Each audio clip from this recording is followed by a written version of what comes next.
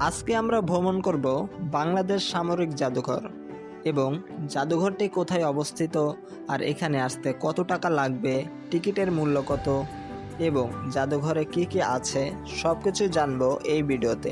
আমরা প্রথমে জেনে নেই জাদুঘরটি কোথায় অবস্থিত।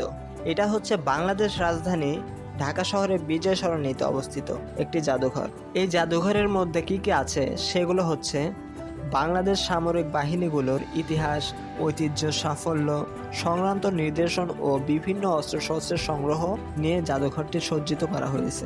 এই জাদুঘরটি হচ্ছে 3 তলা এবং মাটির নিচে আছে আরো 1 তলা, এবং মাটির নিচে কি আছে সেটাই আজকে তোমাদেরকে দেখাবো। আর সর্বমোট হচ্ছে 4 তলা। এই প্রত্যেকটা তালাতে কি কি আছে, কি কি রাখা আছে, কি কি সাজানো আছে সবকিছু দেখাবো এই ভিডিওতে। আসসালামু আলাইকুম এভরিওয়ান, কি অবস্থা সবার? আজকে সবাই ভালো আছে গাইস। আজকে আমি চলে আসছি বাংলাদেশ সামরিক জাদুঘরে। আর এইখানে যত একদম নিচতলা থেকে 3 তলা পর্যন্ত যা কিছু আছে সবকিছু দেখানোর চেষ্টা করব। তো ফুল ভিডিওটা দেখতে থাকুন। যেহেতু আমরা উত্তরা থেকে যাচ্ছি, আমরা 3 জন, আমরা একটা রিক্সা ভাড়া করে নিয়ে গেলাম দিয়াবাড়িতে। ওইখান থেকে মেট্রো রেলে করে আবার চলে যাব বিজয় সরণিতে। আমাদের রিক্সা ভাড়া লাগলো 60 টাকা।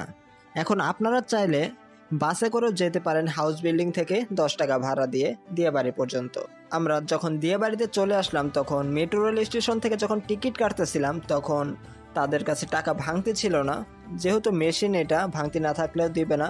পরবর্তীতে আমরা টিকিটটা কেটে মেট্রো রেলের কাছে চলে আসলাম।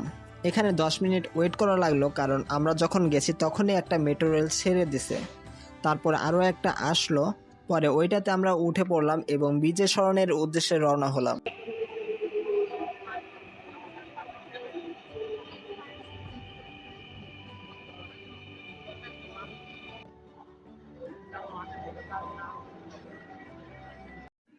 বাংলাদেশ সামরিক জাদুঘরের দ্বিতীয় পার্ট দেখতে চ্যানেলটা সাবস্ক্রাইব করে এখনই বেল আইকনটা বাজিয়ে দাও।